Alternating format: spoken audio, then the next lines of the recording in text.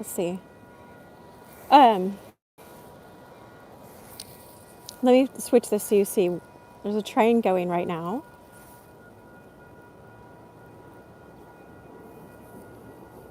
And I just thought that was perfect for what we're talking about right now. We're talking about getting wise to the enemy's schemes. And you can call the enemy lots of different things. My name is Dr. Cheryl Meier. I'm a psychologist. And let me turn this around so you can look at the ocean. Let me know if you can hear me as you're coming in, right where you're coming from. Oh, look, hold on. There's a bunny right here. All right. All right, so I'll face the ocean here. Let me just hold it steady. So I have this list, and I was today, and I was just like, I want to go live. This is a pop-up live, so welcome as you get in here and as you see this in replay. My name is Dr. Cheryl Meier. I am a psychologist and a Christian. So today, this topic is going to be quite Christian if you want to understand it that way. But this affects all people in all areas of life.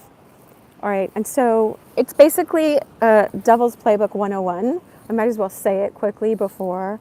I didn't want to name it that, but so basically I thought of all these D's, how the enemy wants to keep us from our purposes here on earth. So let's go back. The sun's not out today, but it would be sunset. Oh, you can see it behind the clouds a little bit. I don't know if you can see the pink. That's the sun. Anyway, we're at a beautiful place. I have a few minutes. And so, welcome. So, if you look back to mystically understand what Jesus said in John 10:10, he says, the thief comes to kill, steal, and destroy. He said, I saw him fall like lightning from the sky. And so he is a high angel, and you don't need to be afraid of him, but he operates with deliberateness and has a whole team. 1/3 of the angels fell with him. Now, anyway, I won't get into, I don't know all of the ins and outs of all of that, but I do know psychologically what I see in my life and in other people's lives, what happens. So what he does is he comes here and he tries to deceive us. One of the ways he tries to deceive us is by pretending that something is something that it's not. So he pretends that something is good when it's not good. He pretends that, let's say you go to alcohol, and he pretends like that's going to solve your problems, and it doesn't end up solving your problems. It just creates more problems. If you use any kind of substance to try to solve your problems, then you're using that thing for something it wasn't intended for. Like if Jesus turned water into wine at a wedding, then the wine was meant to be in this celebratory place where people aren't going to it as the end. And so this is exactly what will happen, is the enemy will try to get you to make an end out of something that is just, our only true end can be the Creator, God. And so here, let me flip this again because I don't want to. So what he does is he tries to disturb your peace.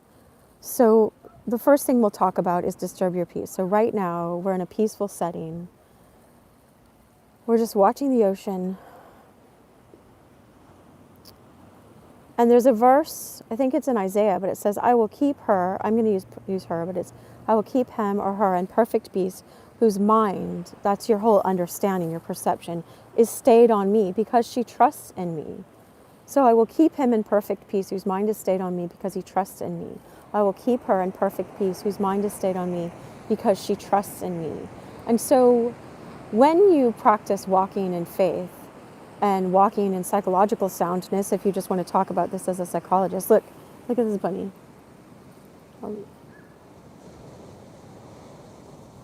This bunny is just in perfect peace, just eating the grass, chomping away. All right? And so we have this possibility of learning what it is to stay in peace, to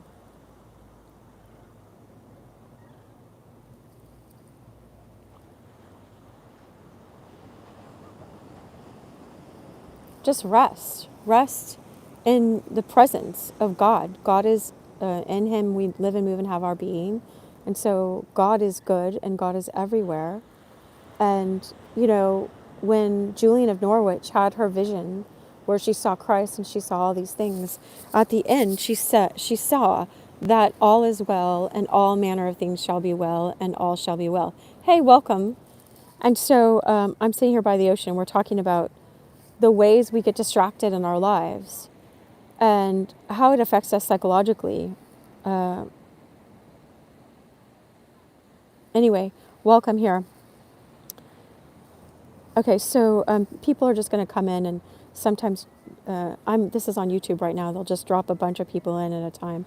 So what he tries to do is disturb your peace, take you out of peace, distract you with lesser things, deceive you with lesser things, and try to get you to make those things your end.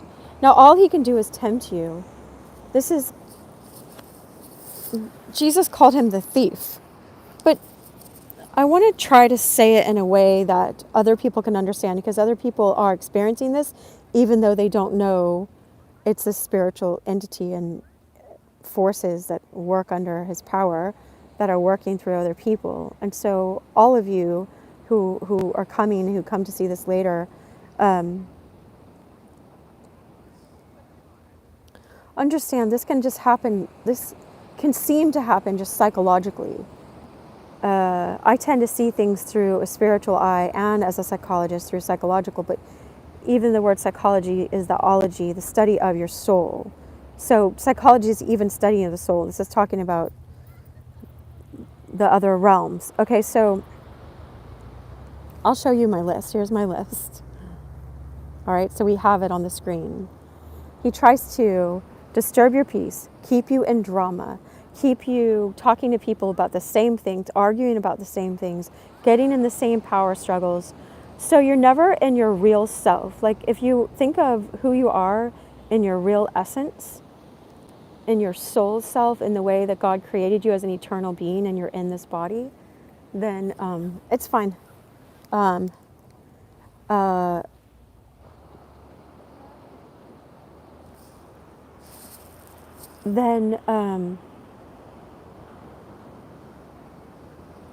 Sorry, there's people walking their dogs and stuff, so I'm just like managing the live. All right, so if you want to understand that you have this eternal soul self and there's eternal goals, like God is sanctifying you for a reason, not just to sanctify you on earth, but C.S. Lewis describes it well in a book called Mere Christianity. He's saying he's creating your eternal soul self. And so you want to be made holy. You want all of this to be cleaned out of you. But what the enemy of our souls will try to do, and what our own psychology will do, it's kind of like, I had a friend, Elliott Smith, and he had a song, Alameda, walk down Alameda, you know, staring at the cracks on the sidewalk. But anyway, he's saying, one of them is, you take the path of least resistance. This is what we do when we don't risk, when we don't learn how to stand up for ourselves and how to, what it means to walk in holiness, or why we want to be psychologically healthy or sound or whatever. You know, I'll turn it back around at the ocean. Is so we can just take this path of the least resistance, and we don't put in the effort. We don't. It's let me describe it. I'll describe it psychologically. Welcome. Is basically, however our parents treated us in childhood, we internalized that form of their actions. And so we took it in, we internalize it, and we treat ourselves with that same level of worth. Welcome, until we learn better. You know how they say, when you know better, you do better. Well, even if our parents like loved us and everything, if they were not conscious in certain ways, then they didn't teach us we were worth the effort to become conscious, to become aware, to face these things. And you have to have a lot of courage to face these things and to get over these things. Otherwise, people just stay in the same path of, like I was saying, one of Eliot's songs, follow the path of no resistance. And so you just stay in a lower path than what you're worth. You're worth the highest path of love. And so I'm just going to say these in the way that that they're described, okay, is when Jesus was here on earth, he described the enemy, and he says he comes to kill, steal, and destroy, and he lies. And so we're not here to go, oh, let's blame it all on the devil. It's not like that. It's just understand the patterns. There are patterns. Just like if you knew how to play poker, there are hands that people play over and over again, and there are patterns. And there are higher hands and lower hands. That's just what's coming to me now. And so when you know these hands, when you know what's being dealt your way, then you know how to fight this. You know, thanks for the thumbs up, y'all. You know how to turn this back around and turn it for your favor and stop being a victim. You're never meant to be a victim of any of this stuff, all right? And so it's time. I'm like, it's time. This is why I was so motivated to get on here live. It's time to change this around and to turn things around and to treat yourself in a different way. But most people, honestly, they say about 95% of people are walking around not conscious, walking around on all your old programs, just what you internalized in your childhood. I'm down at the beach for now. And so I thought, oh, I'll go live here with this background. And so here, I'll flip it around. But I'm right here, right, talking but you can see the ocean now for a little bit. So I came up with this list today. I put it in my little car notebook that I have, where understand this, okay? Understand, start noticing, and you can take notes if you want for yourself, or just come back to this later when you have a notepad. Understand the ways that people come in and try to disturb your peace. I thought this is a peaceful setting, so let's talk about this. And just get it out in the open so you are not afraid of this anymore, so you recognize it right away, so you stop moving into that. If people start arguing with you about stupid things or try to pull you into petty things, or you keep going to petty things. Like this is what happens when we sit and watch, we just doom scroll, right? Or watch our TV for a long time or whatever. We're so caught up in other people's drama that we forget how to be separate. When we come out here in nature and we learn how to slow down and we learn how to just protect our peace, relish our peace, understand that we were made for peace. Jesus said in John, and I welcome all people of all religions, he said in John 14:27, it was recorded his words saying, my peace I give to you. And so he wants you to have this peace. And he's like, why are you worrying? Anyway, and so the enemy will try to disturb your peace. He'll try to pull you into drama. And then you're stuck in this drama and you don't know your real self. You're stuck in this ego drama. He'll try to deceive you and present a thing as if it's the real thing, and it's not the real thing. Like I was saying a little earlier, like he'll present like alcohol is going to solve your problems, when really it just impairs your judgment and gives you a quick high in a short term. And I'm not against alcohol. I'm just saying if we abuse any of these things, if we misuse them, if I was in the ocean even it would probably heal me. But I was going to say all day, every day, it would probably help me to get back out and face the waves of normal life. So nature often is healing, and it pulls you back into the things you have to face in a higher way. It often just does that because it's less corrupted sometimes than other things, but tries to distract your purpose. So I put all these D's here. It's like, you have a purpose here on earth. You have gifts that are put inside of you. And what happens is this thing comes around that looks like it's so important, and we don't know how to have a scale of what's important. Actually, it takes discernment, and it takes quiet in your life, and don't worry, it's not like it takes a million things, but And so we get distracted to something that's a lesser purpose. It's like if I could be like a manager of a movie theater. Now, any of these things might be important in themselves, and they might be exactly where you're meant to be. So I'm not putting down any of these steps. But if I'm meant to be running some kind of production which puts plays in like 5 different cities, and it doesn't always have to be more, but I'm just saying, but I instead, oh, here's this deal over here to buy this one movie theater, and I get stuck over here, and really I was always meant to do this thing over here. Now sometimes we're here and this prepares us for that thing, so it takes discernment and it takes knowing your worth. But I'm going to flip this around again, but what the enemy will try to do is distract you even from getting any of those jobs. I know Meister Eckhart, this German mystic from the 1300s, would say any action sometimes is better than no action, even if you're going to make mistakes. And so the enemy of our souls will try to delay our blessings, that's how people call it, but just delay the good that we're meant to go to, and delay even from distracting you by the tedious work. Sometimes it takes working out every day for a year for you to go on to a next step because you practice those disciplines. So that's a good thing that starts with a D here is discipline. But so distract you from your purpose, discourage you on your path. He'll work through other people to try to speak down into your dreams, the dreams that God put in you, and discourage you. Also, he'll get you around other people that will drain your resources, drain your money, drain your energy, drain your time, and just like addictions will do that. And it's not to put ourselves down for the addictions. It's just to understand that we're worth more than addictions. And addictions are like a pattern. It's just like, okay, let me look at you when I'm saying this. Is for whoever's going to come later too, is just like, okay, so if you're in a relationship with a narcissist, their whole idea is they're very charismatic and everything is about them. And so, hi, welcome.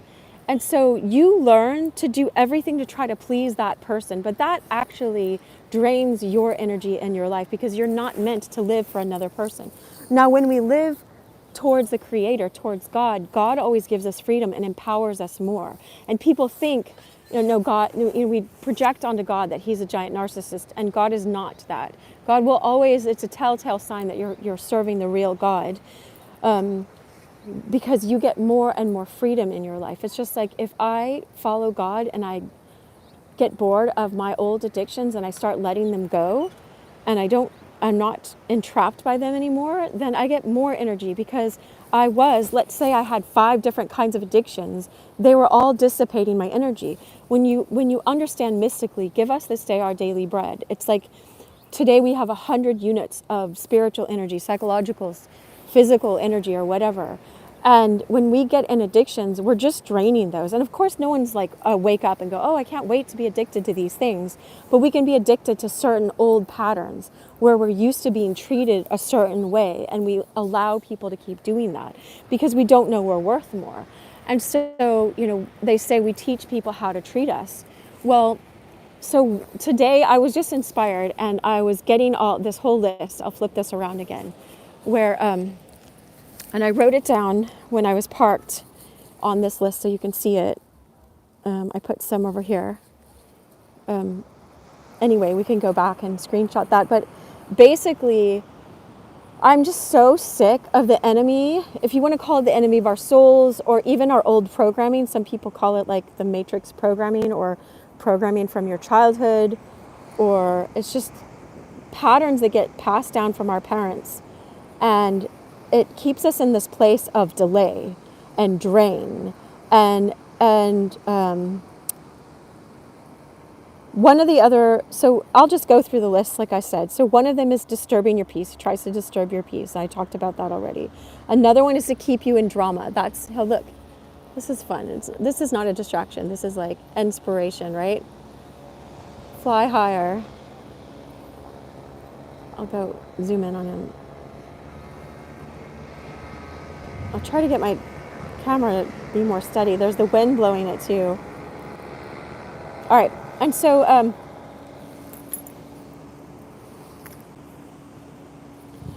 one way to get to the root of all of this is understand that we are soul beings. Like I get my nails done like this, I got to get them like, oh yeah, I'm glad it's showing.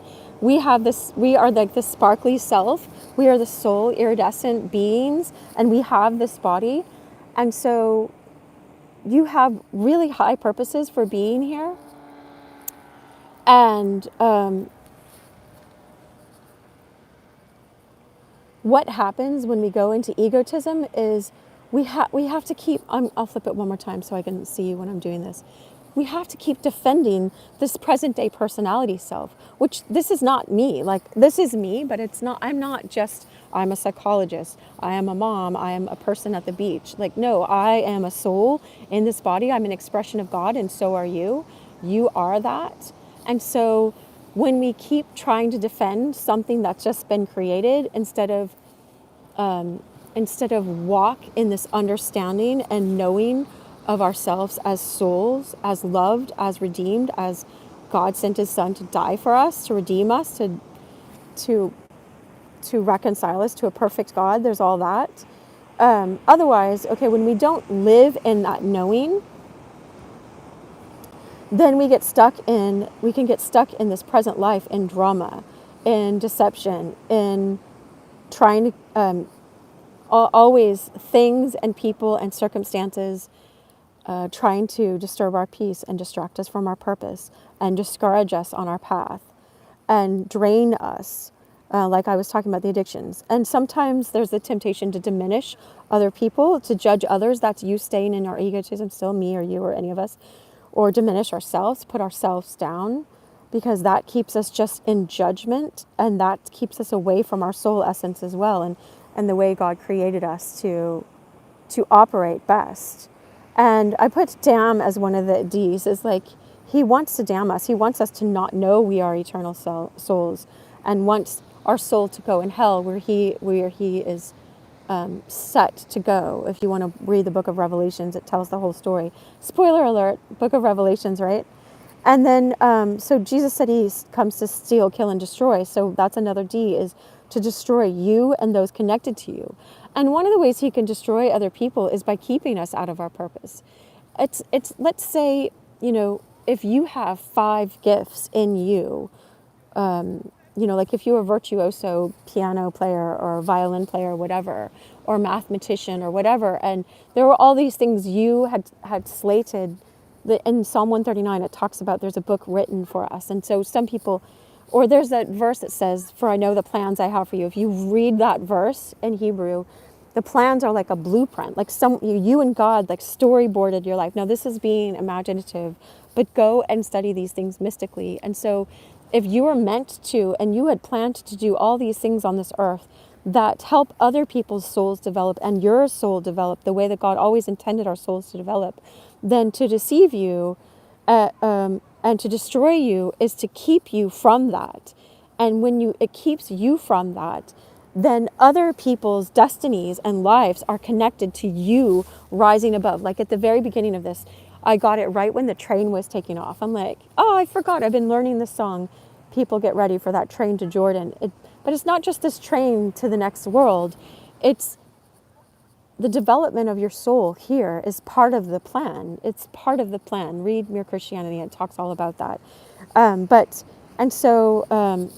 When you get destroyed, it destroys those connected to you, like your children or your friends or your coworkers or your spouse or whomever. And so all of these dastardly plans of the devil, we call it the Devil's Playbook 101, right? It's not to be afraid of. It's just to call onto the table so that you're not pulled into these. Welcome. And so you are meant to excel, go way high above these levels, these low levels of operation. But sometimes when we just name them, I know it's been helping me. That's why I wanted to go live, it's been helping me, and I'll turn around so we see the ocean again. It's helping me notice it more quickly so I can move out of it, so that I can recognize, wait, I am a soul here. I have higher purposes than this. I am not going to be pulled into this again. I choose not to. And so if people are Okay, so I named all of them already. I'll just go over them again because it's worth understanding. I'll just say them. So one, the one we were just talking about is to destroy you and those connected to you, your relationships that we're meant to protect and cherish. And I put done as another one, is like he will try to deceive you, if you want to call it him or the programs of this world, or here, I'll show you the ocean again, or this is where we are, or just the automatic, when people, like they say 95% of people are operating just on automatic, on their automatic reactions from childhood, from the worth that we just automatically internalize from our parents.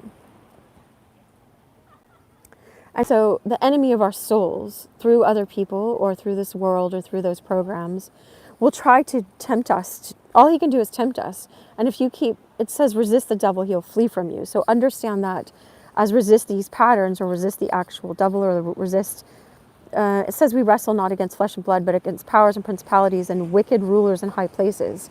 And so these things are just like, if you think of someone come, oh, here's the great example. I'm so glad that I'm given some of these examples because it just makes it real for us. I hope that didn't turn down my volume. Hold on. I hope you guys can hear me. All right. I don't know. It just turned. Okay. So I was thinking of the hip hop.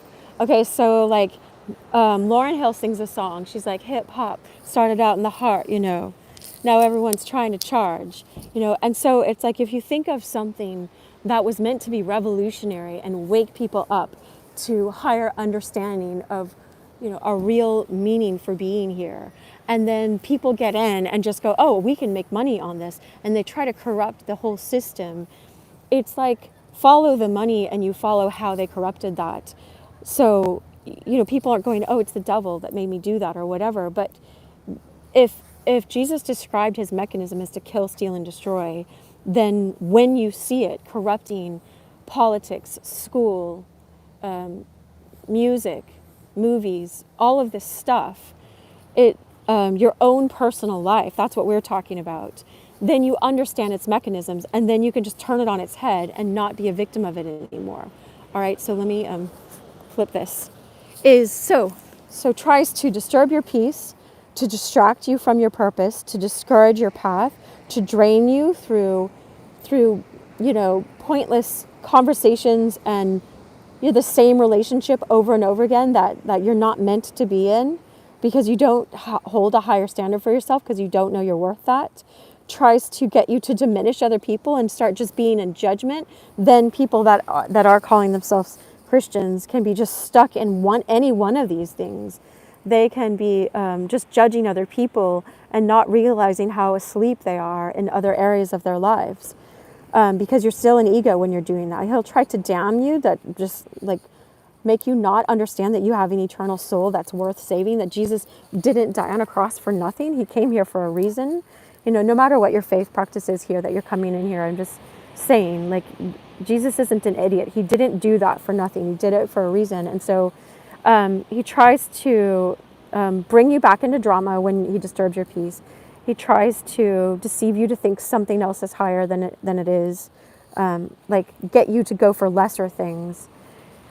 And then the other D was delay your promises. And the last one I have written down here is done. He tempts you to walk away from something that you ought to be breathe life into. That's what I wrote down, that breathe life into instead of walk away from. So some relationships are meant to be protected and cherished.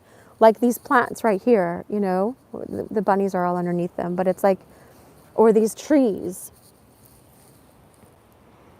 It may take time for some things to grow in your life.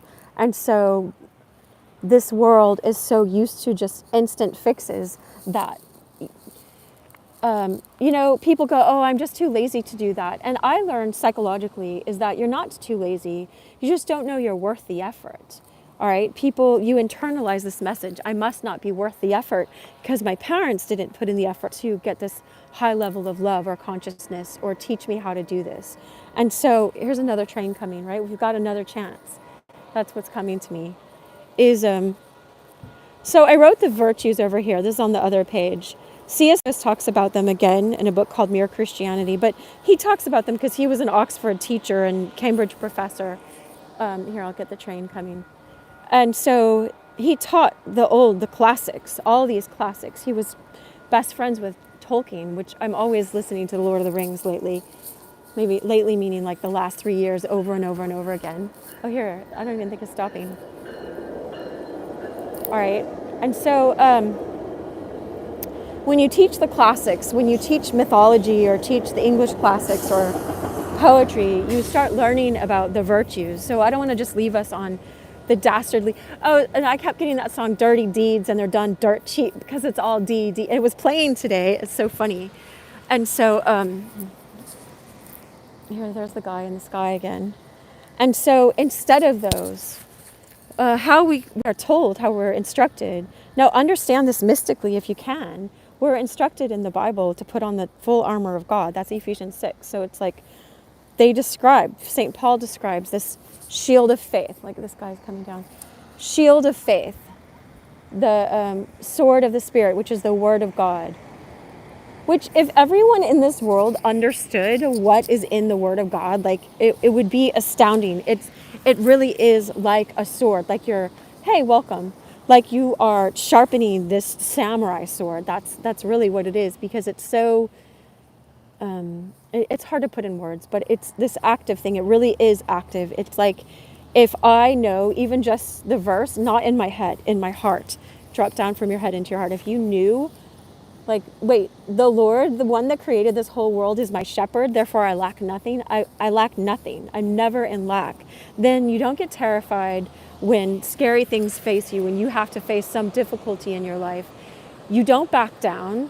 Oh, look, that person's doing a gymnastics down there. I used to be, anyway. And so you don't do that. You stand up. But the virtues are, I did a whole video on this one time, and I did with CPRS, which is just the 4 major cardinal virtues. That means hinging virtues: courage, prudence, righteousness, and self-control, which is just temperance. And temperance is what we were just talking about, which is just to delay the immediate gratification for the greater good that's more remote. When we're in addictions, we're not practicing temperance. And the other virtues, the theological ones, are faith, hope, and love.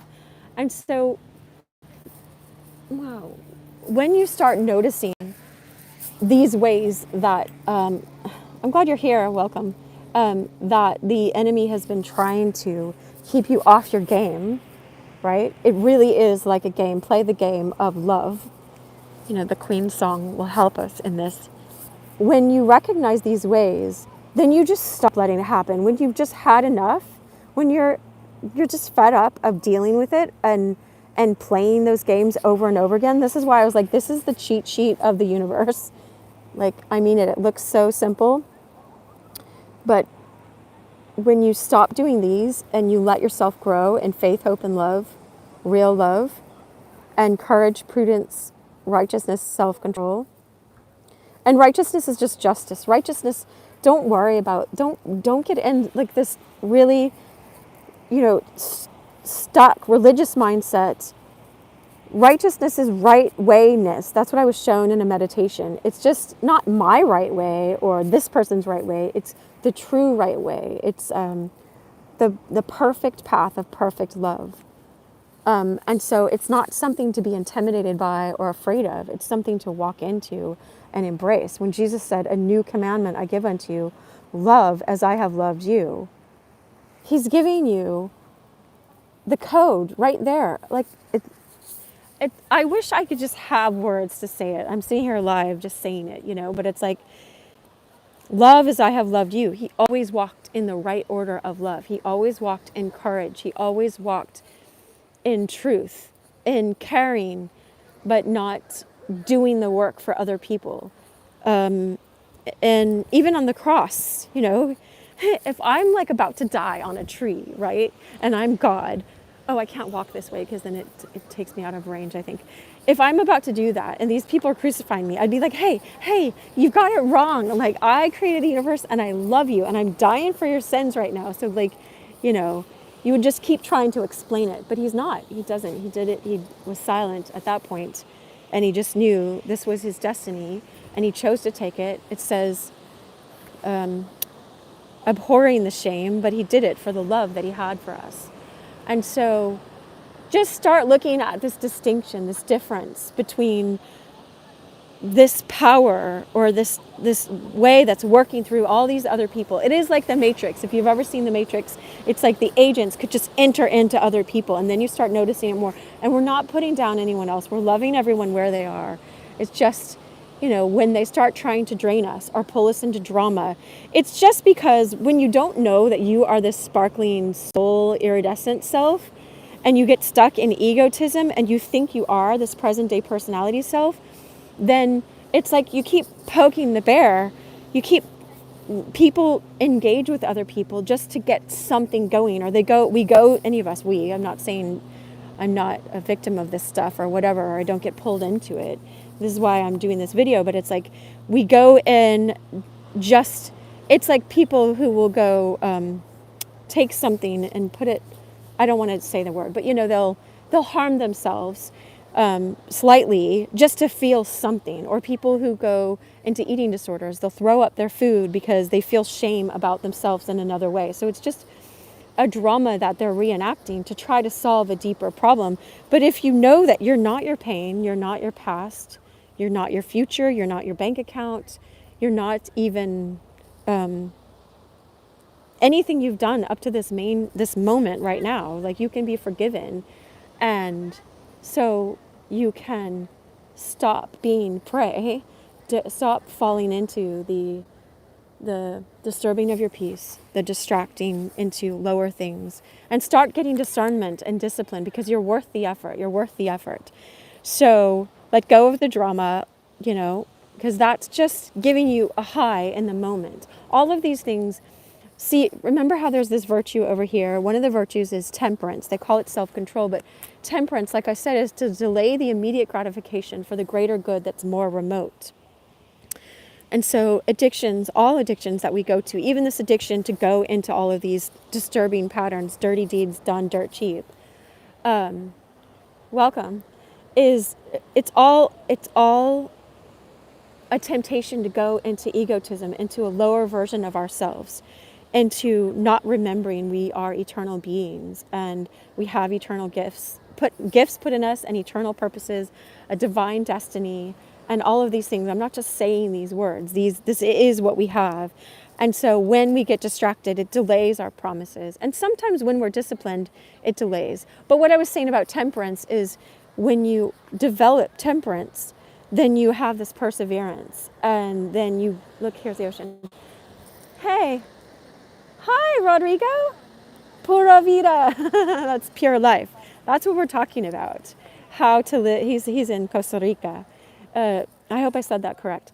But it's like, I went surfing in Costa Rica. I got up on the surfboard, first time. I think it was the first time I tried out there, if not the second. Then, but anyway, and so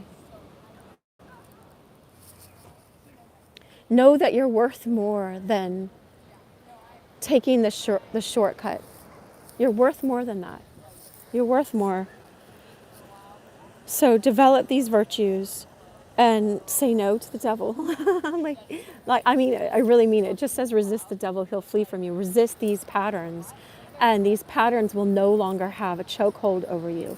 And understand why. Understand why you were operating in them in your life, right? Because you don't have to. Remember, in John 10:10, Jesus says, the thief comes to kill, steal, and destroy. I come that you may have life and have it abundantly. And so that means getting out of these patterns, all right? Much love. I got to go.